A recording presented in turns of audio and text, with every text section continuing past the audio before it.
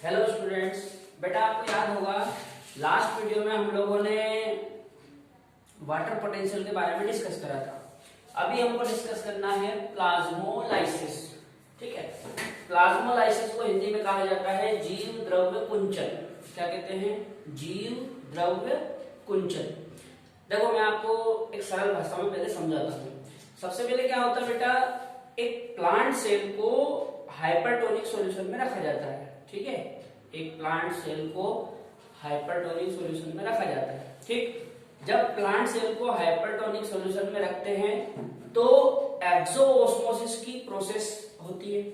ठीक है, जब एक्सोऑस्मोसिस होता है तो सेल में से वाटर मॉलिक्यूल बाहर की तरफ आना चालू होते हैं। ठीक है, धीरे धीरे धीरे धीरे वाटर मॉलिक्यूल बाहर आते जाते हैं और जो प्लाज्मा है वो फाइनली श्रिंक होकर एक कॉर्नर में आ जाता है। ठीक है, मतलब प्लाज्मा का क्या हो जाता? लाइसिस। इसीलिए इसको कहा जाता है प्लाज्मा लाइसिस। ठीक है, एक एक करके अपन देखते हैं।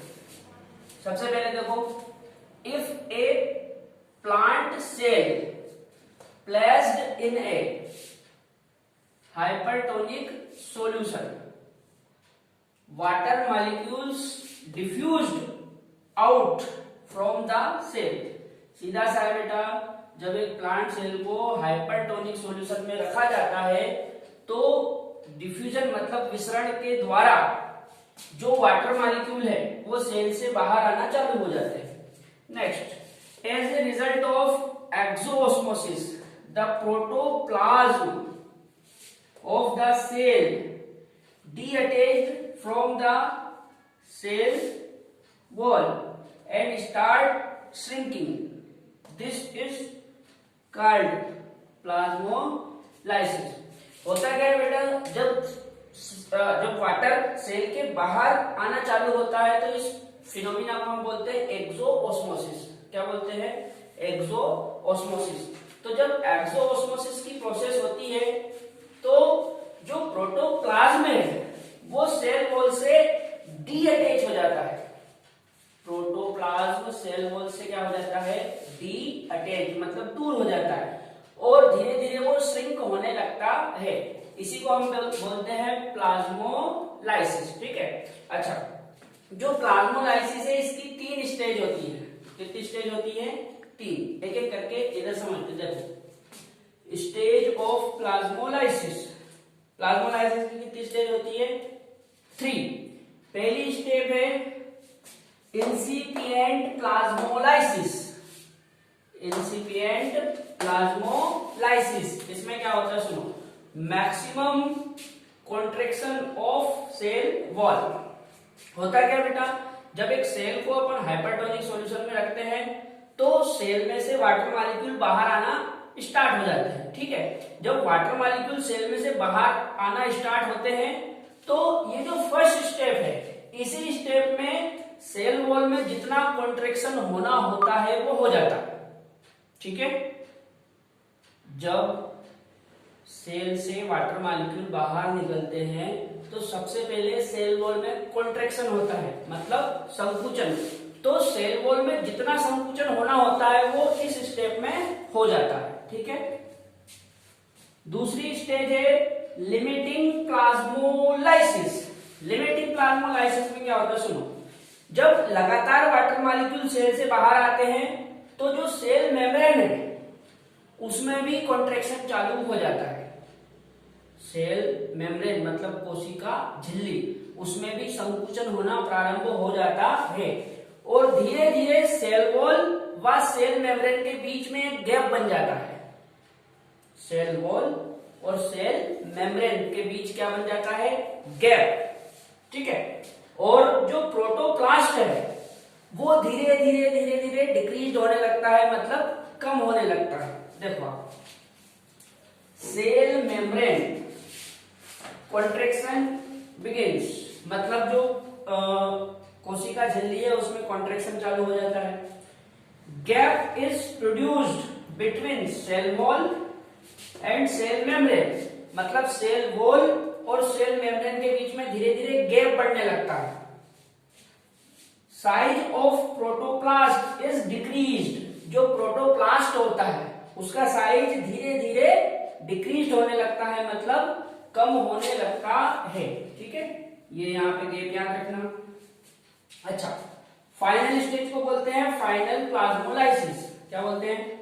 Final plasmolysis.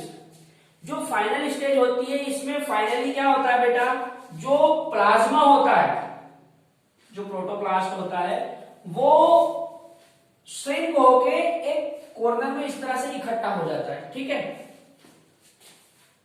अच्छा, यहां पे मैंने डायग्राम बना रखा है, ये देखो, ये जो प्लाज्मा है जिसको हम प्रोटोप्लाज्म बोलते हैं, क्या बोलते हैं? प्रोटोप्लास्ट। यहां पे ऐसा करता हूं मैं, प्रोटोप्लास्ट लिख देता हूं,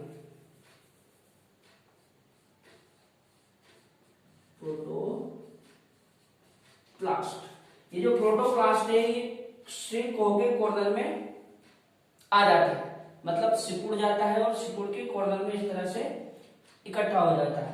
अच्छा, अब सबसे इंपॉर्टेंट क्वेश्चन जो यहाँ पे बनता है वो ये बनता है कि सेल मेम्ब्रेन या प्रोटोप्लास्ट और सेल वॉल के बीच में कौन सा लिक्विड भरा होता है।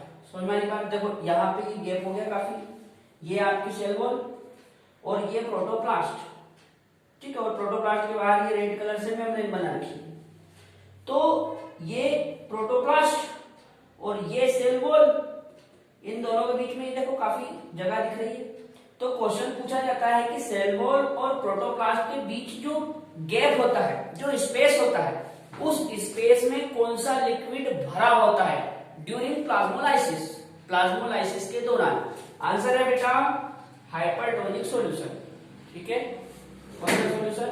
Hypertonic solution.